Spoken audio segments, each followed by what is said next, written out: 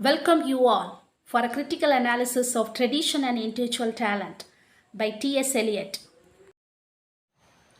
Thomas Stearns Eliot was a poet, essayist, publisher, playwright, literary critic, and editor. T.S. Eliot is not only the greatest poet ever produced in the history of English literature, but his literary personality is his criticism on poetry. That was a revolutionary step in making poetry mainstream and remarkable again.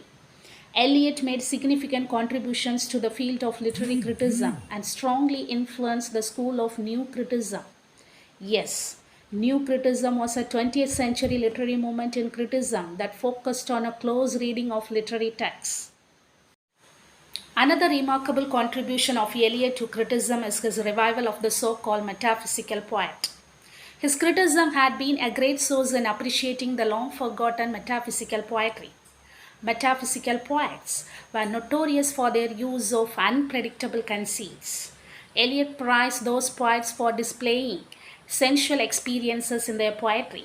However, Eliot openly rejects the enormous overflow of emotions that romantics depicted in their poetry. Eliot criticizes romanticism, but he is not against the expression of emotions in poetry, but instead he asserts that poetry is an escape from emotions. Tradition and individual talent has been one of Eliot's extraordinarily influential critical works. This essay was first published in 1919 in the Egoist journal as a critical article. Here Eliot discusses not only how poems should be written, but also how they should be read and appreciated by critics. The essay is divided into three parts. The first part gives us Eliot's concept of tradition, and in second part he discusses his theory of impersonality of poetry, or the concept of depersonalization. The short third part is in the nature of a conclusion or summing up of the whole discussion. In the essay, Eliot defends or supports the role of tradition in helping new writers to be modern. Thus, his concept of tradition foregrounds how important older writers are to contemporary writers. Writers of the past and their importance. Eliot begins the essay by pointing out that the word tradition is generally regarded as a word of disapproval or contempt. The word tradition is a word disagreeable to many critics. When the critics praise a poet, they praise him for his works which are individual and original. According to Eliot, critics praise the poet for the wrong thing. This stress on the individuality or the originality shows that the critics have an uncritical turn of mind. For Eliot, if critics examine the matter closely, they will realize that the best and the most individual part of a poet's work is that which shows the maximum influence of the writers of the past. To quote his own words, the most individual part of his work may be those in which the dead poets, his ancestors, assert their immortality most vigorously. I unquote. Tradition and historical sense. What is meant by tradition according to Eliot? Tradition is a matter of wider significance. It does not mean a blind commitment or a mere repetition of what has already been achieved. There must be novelty, and repetition should be discouraged. In the sense, one should not simply copy the ancient writers, but instead, tradition can be obtained by hard labor, by those who have the historical sense. Hard labor, yes.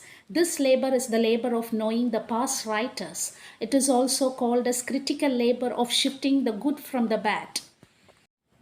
Now let's come to the term of historical sense.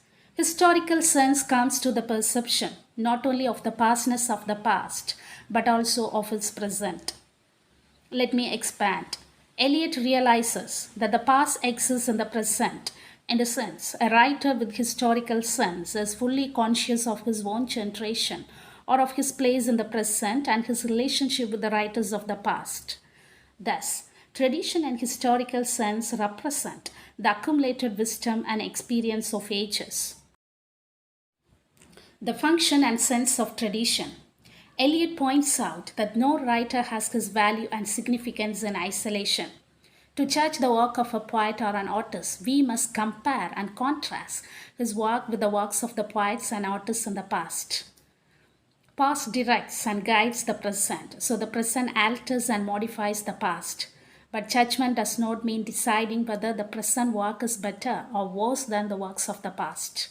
But comparison must be made for the purpose of analysis and for forming a better understanding of the new.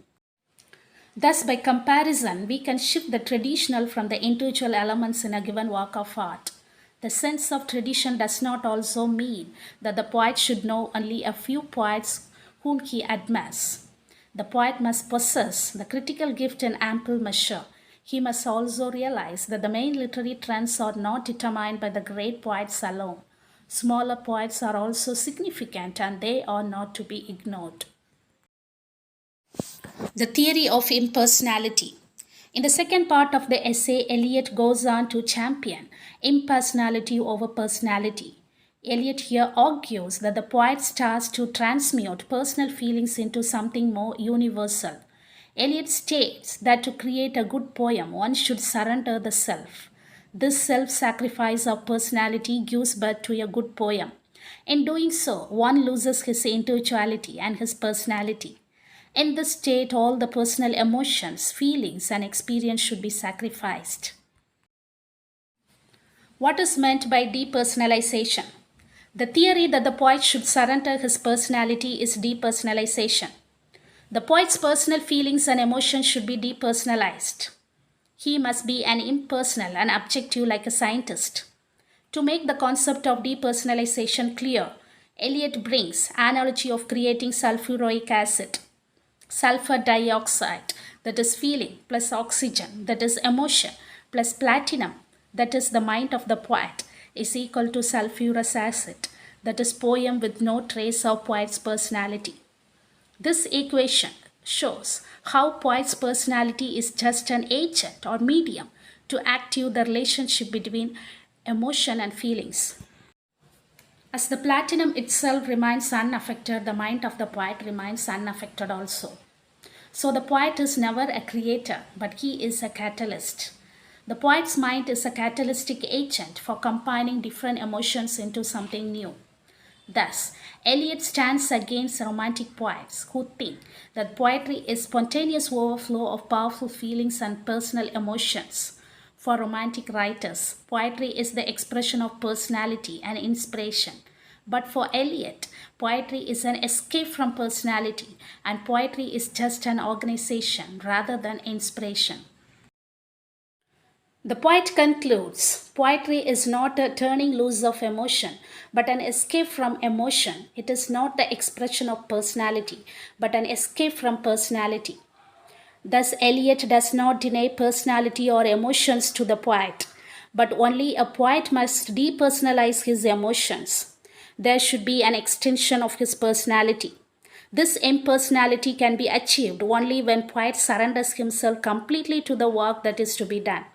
And the poet can know what is to be done only if he acquires a sense of tradition, the historic sense, which makes him conscious not only of the present, but also of the present moment of the past, not only of what is dead, but of what is already living.